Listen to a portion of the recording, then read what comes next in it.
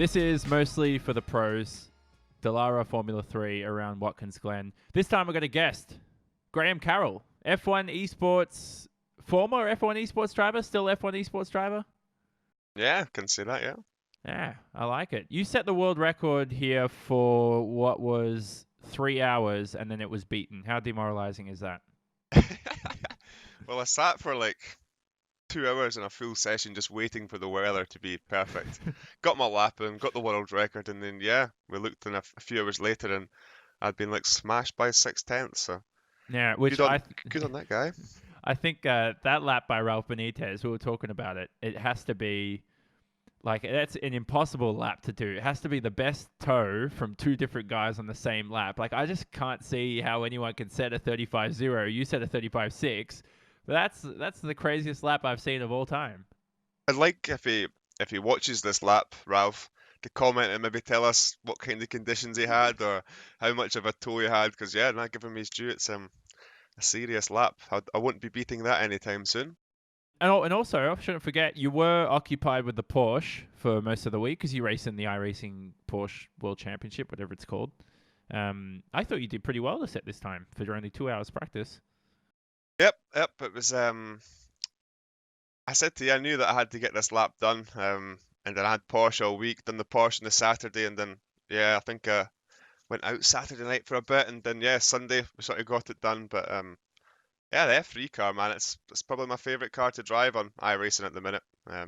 It's good to get away from the Porsche, so yeah, awesome bit of fun this car, and with the Watkins Glen boot as well. Actually, it was quite a fun combo, to be fair. Yeah, exactly. I love it too. So it's a car I've been on recently. For those wondering as well, before we start, the full lap is available at the end. I do listen to feedback, so thanks for the feedback on that from the last video that we analyzed Max Verstappen's world record, which was also beaten after I released that video. So to begin the lap here, we're at the penultimate corner, just exiting now. Do you concentrate on a good run out of the final corner? Like, do you focus on getting, or do you just drive the simple racing line here?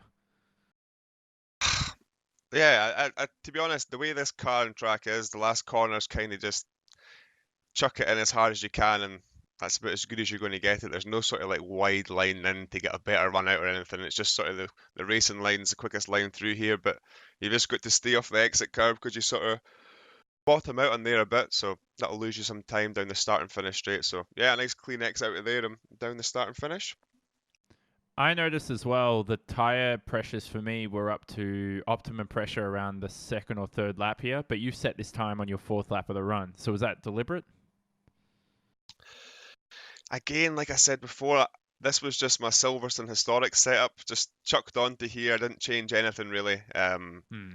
And it was more just about getting the right weather conditions. And I feel like the tyres are really good on your first lap. They're really grippy, but after 2 or 3 laps, the car just sort of settles in and you've got a bit less fuel. And yeah, I think your very first lap as well, you're a slightly slower down the straight. So 3 or 4 laps in, you're not too bad, but it's like one of these cars as well. It just sort of keeps getting quicker and quicker as it goes on. So it's just about nailing the lap, to be honest, in the right conditions again.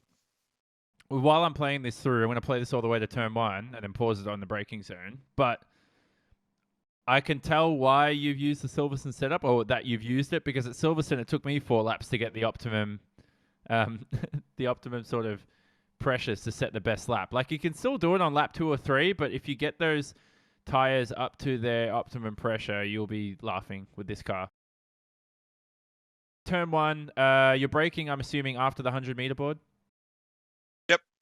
And again, you've really got to chuck the car in here because it does stick. There's a slight bank to the corner and you've got massive amount of runoff, you know? So I sort of go in and turn in just slightly in 5th and down to 4th, and then just back on the power, back up to 5th as you sort of cop over the curb. And then, yeah, you've just got to keep away from the grass on the left-hand side, swing it back to the right, and hold on for your life. It's a tricky corner to get right, but it's an important one as you've got to get away up to the top of the hill into the first chicane. All that matters with your exit of turn 1, you know. And you wouldn't advise not using that sort of runoff area because it's too slow. Like using the runoff here is probably the quickest way around Watkins Glen that I found as well. Yep, Yeah, like I say, when I sort of turn in fifth and down to fourth, that's just immediate. As soon as I get the car in, I am just bang straight back on the power. Um, and I can see sort of once I'm into fourth and I hit the apex, I'm 100% throttle over the curb up into fifth, and yeah, I don't lift at all until I get to the chicane. So yeah, you need to use that runoff. And every car on iRacing, I've always used it, and yeah, it's you can just carry a bit more speed, and that equals Mm. to a bit more time, you know. And what I've done is I've paused it now. You can't see this because Yeah. we're using different screens, but I paused it just as you hammer the throttle for the long straight, and it's pretty much before the apex of the corner. And that's probably the best tip I'll give around Watkins Glen is that you have to, like, a lot of amateur racers will come in and they won't start using their right foot until they can see the exit of the corner with their eyes. But in Watkins Glen, you just have to anticipate that the front end's going to bite. You have to start mashing the throttle. And as I can see from your cockpit view now, you can't even see the grassy exit. You know, you can still see the exit curve, but nothing to the right of that. So you've got this a setup that's really dialed in. And I have to say talent too. Let me not take it away from you. But I think that's probably the critical aspect to most corners here at Watkins Glen. It's how you've sort of set the corner up, it's how you've hit the brakes, how you've came off the brakes, and now I've set myself up and I'm at this point of the corner, like you say, probably before most, and yeah, it's just the perfect time to smash the throttle. So sometimes you go in a bit deep, or maybe if you turn in a bit too early, like this point of full acceleration mid corner just won't work. So it definitely needs setting up very well and the setup to be pretty good as well. But yeah, it's a very important corner, yeah, like you say.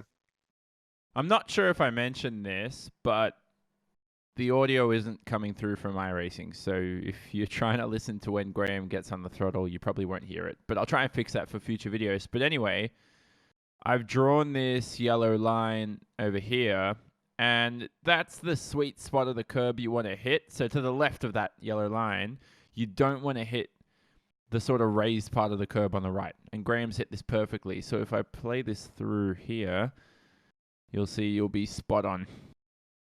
Graham, I still don't understand how I'm half a second off you if I'm doing the exact same shit, but it's all good.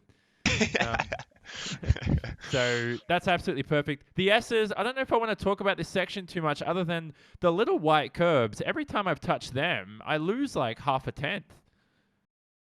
Yeah, the only thing that I'd say is when you come off the turn one, I just come off of turn one, get back onto the actual track, and then just head straight across to the right hand side. Because when you hit the first part of the S's, the track dips. So I feel that you want to be dropping downhill as quick as possible because you're only gaining speed by that, you know. So Yeah. it's close to the sort of the barrier as the track dips away, and then yeah, it's pretty easy. Yeah, I don't touch any curbs, and then just minimize the steering inputs and take the shortest route basically to the chicane. Yeah, exactly. Don't touch any of those white curbs on the left or the right, especially the big blob in the middle. But I'm going to play this until the inner loop.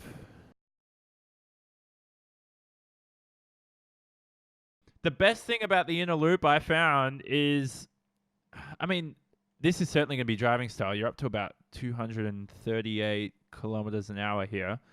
But the brake markers to the left, I don't use them as a brake marker. I use them as a turning point. Yeah, I'm not massive. I'm not a massive brake marker guy, to be honest. I just look at the apex from when I'm going down the straight and just chuck it in. It's another thing that I give a little tip sometimes, depending on ride heights, the center of the track line can sometimes bottom you out here. Yeah. Sometimes, so you never really want to drive down the middle of the straight here. You always want to pick a side, and if you're swapping sides, do it quickly, you know, because you don't want to bottom the car out. Sometimes it can happen here at Watkins, but yeah, it's to the left hand side and just yeah fling it into the chicane. You know, so many times I caught the inside curb and the car just turned right. Oh, Very and you go tricky in off this into the car. barriers, right? Yep, Yeah. yep. It's just there's no because you're going so quick and the car's just stuck. If it snaps on that first curb, it's game over. You know, so it's a tricky chicane. I still reckon Road Atlanta's turn 3 curb is harder than this one, though. Man, yeah, that was I had a bit of an issue there as well, to be honest. So the way I approach this, see, you just get the job done with. I'm like too technical with this, but I sort of I do the same thing as you. I look visually and I get that sort of picture in my head. And when I see that picture, I turn in, if that makes sense, the same picture every lap. But as soon as I see the 300 board, 200 board, I start to get ready to steer in. It's just a good guide for you guys. But in a downforce dominant car like this, you don't need to be braking at the brake markers. You need to be trail braking, basically, maybe a dab of the brakes like you've done, I can see here. Small dab of the brakes. Yeah, there's more of a dab at the second, isn't there? As you sort of hit the first part, then as you go into the left-hander, sort of the second part of there's more of a hit of the brakes there than there is at the first part of the chicane anyway. Well, not even. Well, actually, you're right. So you dab the brakes the second time here. It's just gone off my screen, but Graham, you'll see the red bit come on now. But after this, it's just modulating the throttle. So you're just sort of trying to get that front end to bite and get the rear end planted a little bit. Because if anyone sticks their hand out right now, if you press the throttle, your wrist will drop and your fingers will raise. And that's how a car works. So that's exactly what you're trying to do. The thing I've noticed is, and this is what everybody quick around Watkins Glen has done here, I do the same thing, is I never touch that third curb. I just go straight over the fourth curb and I have two wheels on the grass like you've done. That's allowed. Yep. Yeah. Again, different cars maybe can let you hit that third curb. I think the Porsches will be taking it, but yeah, staying clear of it. And again, I think missing that third curb is just allowing you to carry more speed. And yeah, to be honest, I probably lost a tenth on the exit here. Sort of 56th gear, it just sounds flat. But I carried a lot of speed through it, and I didn't get an off track, so I was happy with that. But yeah, it's definitely a tricky chicane with this car with the low ride heights, and it's yeah, if you get it slightly wrong, it can hurt. Yeah, exactly. The outer loop now. So I don't want to sound whingy, but my setup definitely isn't dialed in, because when I watch you here on a quali lap with low fuel, this is not even a corner, it's a straight. But for me, with race fuel at least, this is a proper corner, and I have to hit this little traffic light system I paused on right now on the right hand side. If that's the most inside point of the corner I've noticed, for anybody, you've essentially nailed this outer loop. So if you can get the car, if I just get to cockpit cam, so there are the traffic lights on screen. Do you know what I'm talking about here? The two little circle things. Yeah. So if that's the most inside point of the corner, I think you'll nail the lap around here. It's in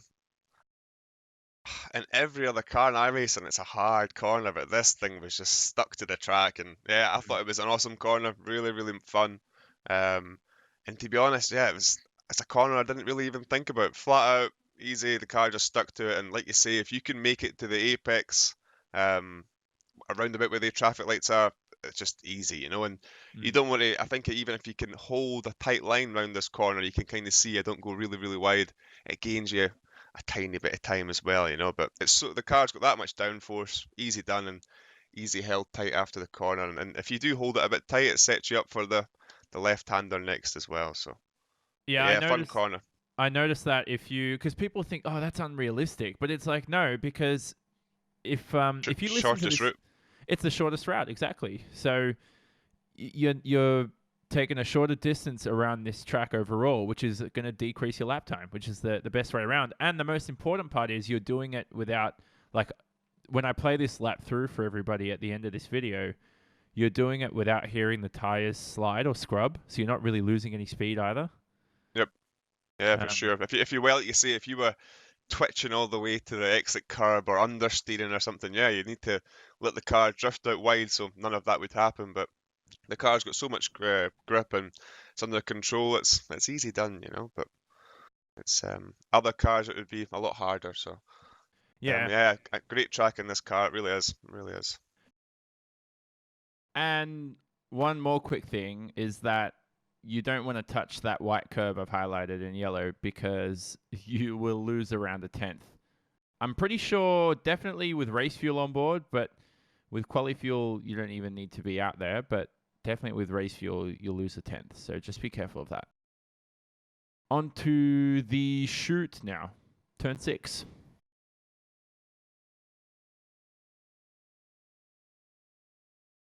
The change of tarmac, do you use that?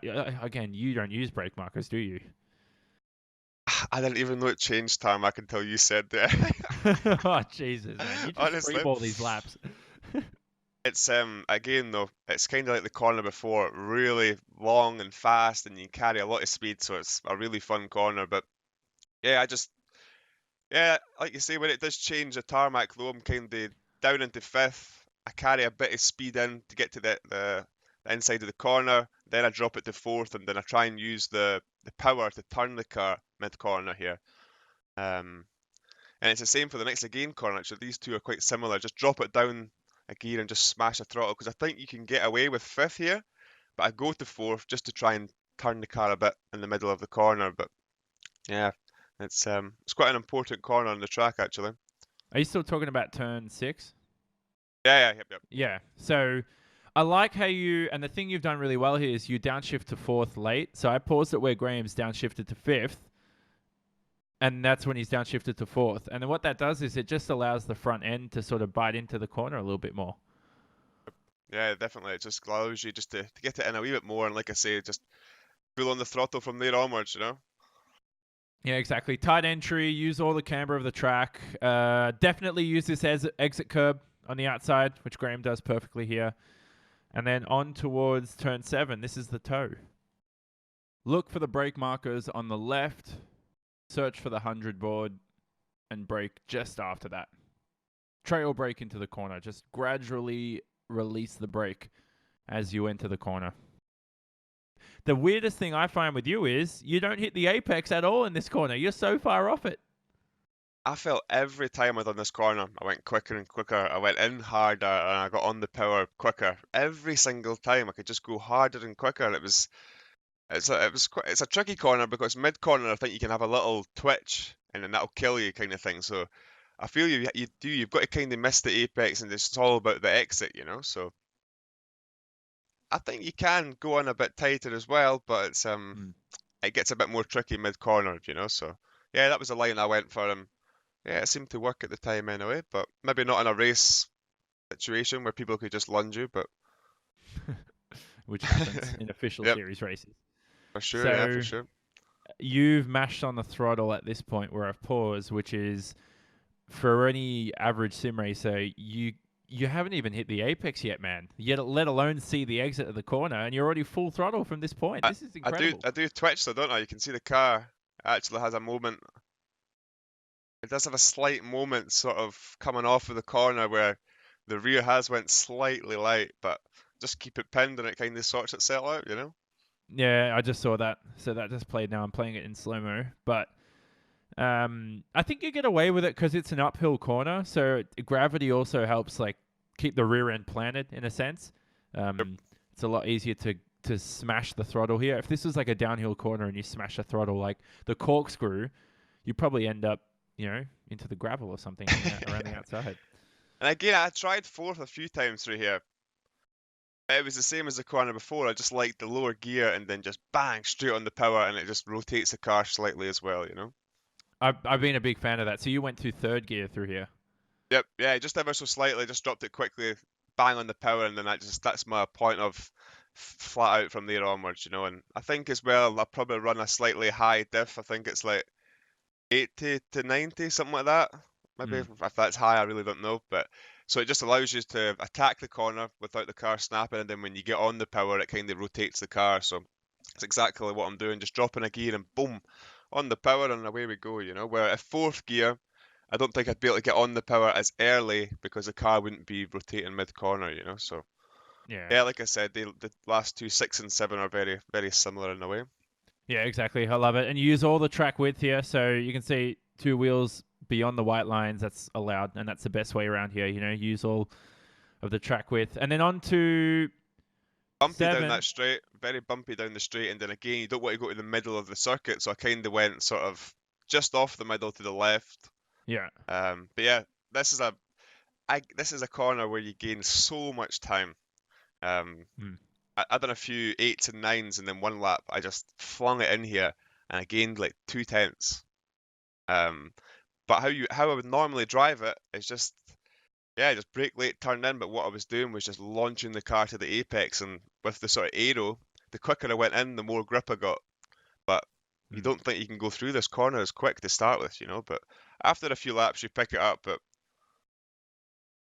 Any cambered corner is deceiving. Like this corner is pretty not heavily cambered, but it's got some good camber here. You definitely don't want to touch that curb, but it's a fun corner. I got to tell you, I like it. yeah, it's again, I think I do the same thing. I go down into third, power, then up to fourth on the exit curb.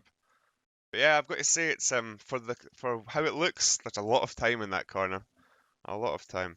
Yeah. All right. I've just skipped through like I went to like 3 laps behind. Let me just get through this all. You've got to get the front tire as close to the curb as possible. But yeah. also the way the track drops away from you as you come into it, as it dips down, it's hard to get in there and clip the apex because the car wants to sort of wash away with the sort of dip. So yeah, it's like you say, you've got to hit the apex and on the power as quick as possible. It's not a massive straight afterwards, so but yeah, a lot of time if you nail it, I have to say.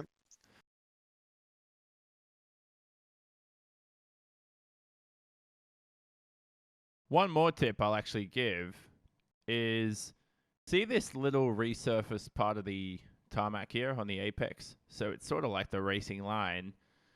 And you don't want to necessarily follow that because, I mean, this car has more downforce. It depends on driving style and everything. But if you hit the most inside point of the corner, and that's your apex, where I've drawn with the yellow line, if you hit that part at most of these corners at Watkins Glen that are resurfaced like this, you're essentially hitting the most perfect apex of the corner.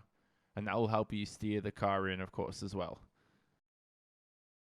That's the best tip I can give. Just a general tip I can give to people who are new to Watkins Glen.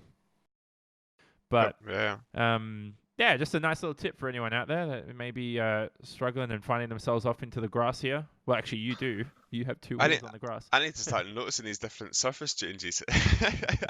Do you have like your graphics set on like very low or something? Who knows? Oh no, they're there. I just don't notice them. I'm not looking at the track surface, but oh, that's because you're a natural talent, mate. That's why. Everyone's different. No, honestly, so many drivers I speak to, everyone like braking markers and what they use to go into corners and mid corners, and everyone's got different things they use. It's everyone's just got different ways of doing stuff. So, and every way can be quick. That's the thing. Everyone's different, but everyone's got different way of doing stuff. So, yeah, exactly. Yeah, all good, man. All good. All right, so we're almost finished now because the last 2 corners are really useless to talk about, but. This one is interesting. I don't know what it's called. We went through the toe, the heel. I don't know. Is this called like the uphill breast? left, right? Yeah, I don't know, something like that. Uphill left. Now, can we relate on something? I don't have a turning point for this. I just see the corner and I turn in because there's no good turning point to use here. So we can relate on that. I thought you were going to start talking about that big sponsorship board thing on the outside there. Just don't mention that. Yeah. I kind of. This was like so many times I got on the power too early and had a half spin and went straight into the wall on the outside. Like literally, if that was in a race, my race was dead. So many times I went in wider, tried to get on the power to get the run out of it, but the best I got kind of thing was, a sort of wider entry, pick up the inside of the corner and then just gently half throttle, 3/4 throttle until you know you're safe. And then compared to every other corner on this track, I'm very late on the power here. But I think it's because there is a sort of the track sort of as you're coming up to the top of the hill. It's going to snap away from you at the top there, so it's you just need to be very patient, get on the power after you sort of get over that little crest in the hill. But yeah, very tricky corner, and it sets you up basically to the first corner, I'd say, Yeah, exactly, because you're pretty much almost a little bit. Yeah, but still, how quick you go into the last corner. The quicker you go into it, the more downforce you get, so the quicker you can go through it, So that's what's in my mind. How I come off of here is how much speed I carry into these next ones. So it's tricky corner, and it's I've spun too many times there. No, so you do the same thing I do. Is I take a tight line through here, especially in low fuel, because because the corner's off camber, it's just the best way to get through the corner. And I think I like to turn in as soon as I start to see the inside curb visually from the cockpit. That's when I begin to turn in. So you do the same thing, and then you hit the apex nicely. Can anti-roll bar help in off-cambered corners? Because you're coming back onto the NASCAR layout here, whatever you call it, the cup layout. Can the anti-roll bar help with off-cambered corners? Like what I got there as well is like I've got a tiny bit of understeer at the start of the corner, I think, in the setup kind of thing. So basically, everyone else's sets that I drive on the Formula 3 are just like so pointy, but I feel it just wants to snap all the time. So I run mine with a slight bit understeer. So in these circumstances, it's not always wanting to snap on me. I can actually put a bit of push through the corner to then get on the power later on. So yeah, it's at the start of this corner, I have got a bit of understeer that like allows the car to get round the corner a bit so I can get on the power. You know, it's so I don't know about ARBs, but I think in the aero I'll run it just a couple of clicks less on the front than others. And maybe just my driving style, but it just allows me to really attack the start of the corners. But yep, it's but like you said, when you see it joins that NASCAR, that's the point where the rear just wants to brake on you. So getting on the power before that or just on there and getting a really good exit is very crucial here. But look at your throttle inputs throughout the whole corner. So you jump up to about 40%, then you hold it there, then you jump up to 70%, and you just start to feel where the car's starting to grip. And then once you get onto the cup layout, the NASCAR layout, whatever the fuck it's called, you just mash the throttle and you're like, oh great, the car's like onto the new surface now. I'm comfortable. Use all the track width on the exit. It's just like it's actually very fun corner as well. This is a fun track, to be honest with you. Yeah, in this car as well, they're all really fun corners. But again, I think I was I'd done like a 6.9 or something world record, and I was at this corner, and I knew I'd lost time on my 6.9 lap. So I kind of was going through here with a bit of cautious thinking, oh, if I get a good exit here, I'm going to improve again. So it was maybe slightly cautious. Could have been on the power a bit earlier, but yeah, it's a corner that can bite you very hard as well. So I feel you could set your car up for this corner, but it would be off for other corners because it is slightly slidey through here, but the setup works for other corners. So. No, I mean, you set the world record for 2 hours. You can be happy. Until Benitez, whatever the hell that lap was by Benitez, he's got to send it through. Get in the comment section, Ralph Benitez. Where's your lap? I'm coming for you this week at Laguna. Oh, man. All right. On to the penultimate corner. This is full throttle in the Dallara F3. You don't drift out wide to the right here, Graham, but the car has enough downforce where you can steer full throttle into the corner. You don't hear the tires scrubbing. You're also minimizing you're taking the shortest route to the line, which is the quickest way around the track. So that will reduce your lap time as well.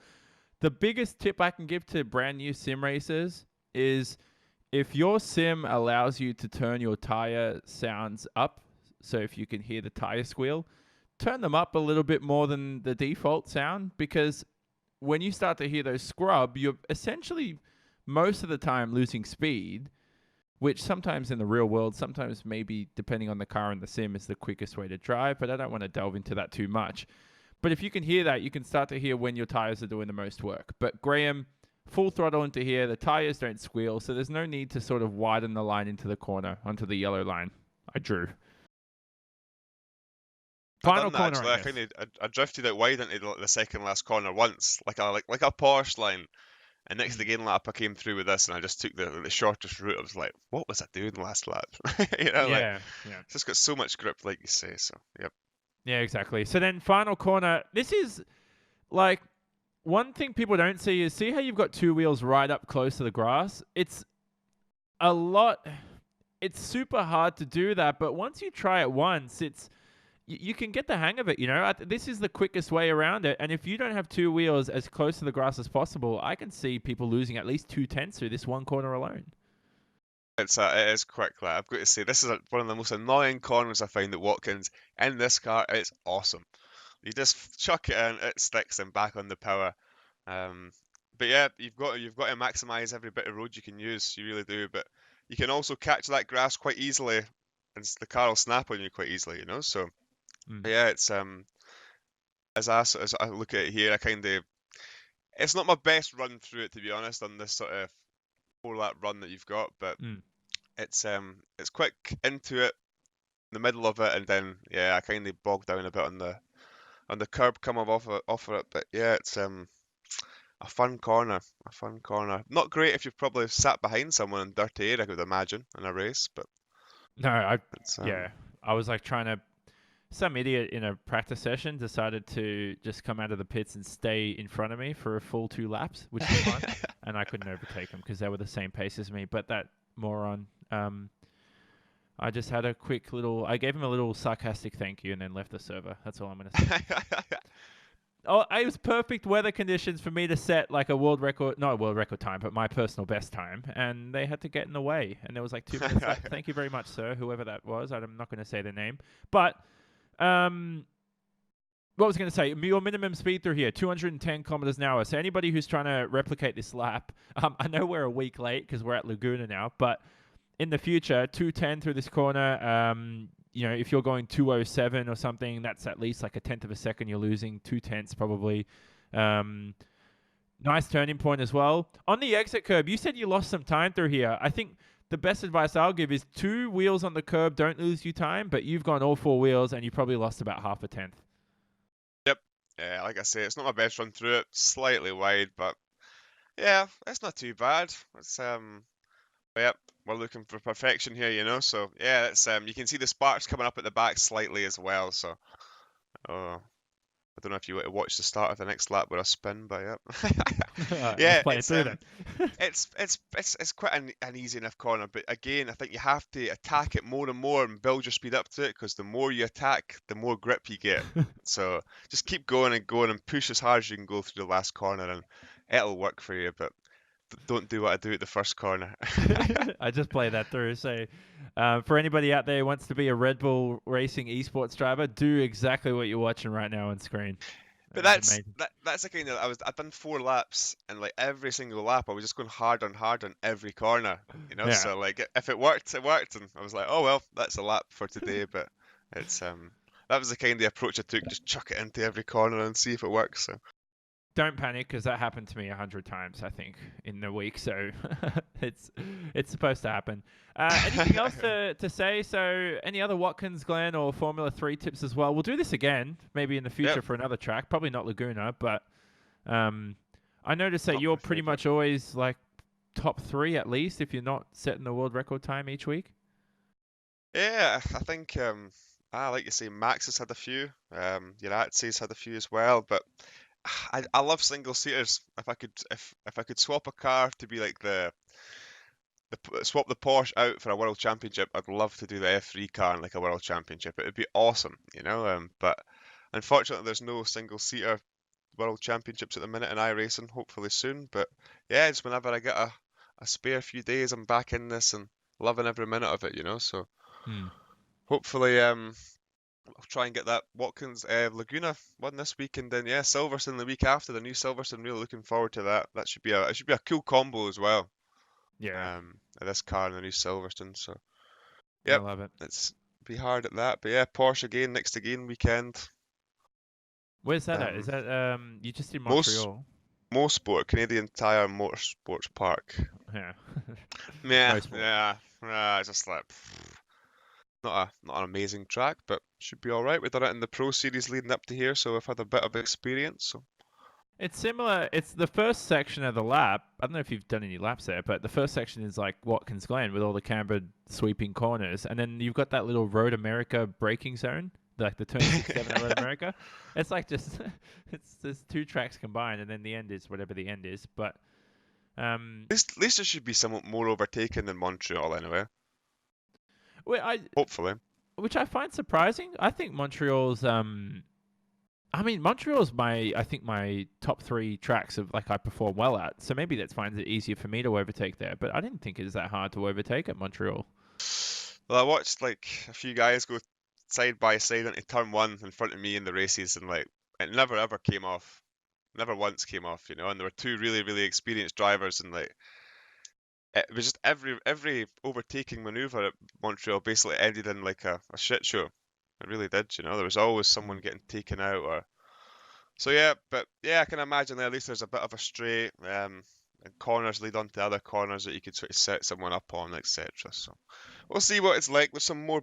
I think there's the new Silverstone coming up soon as well. That'll be awesome. So Awesome.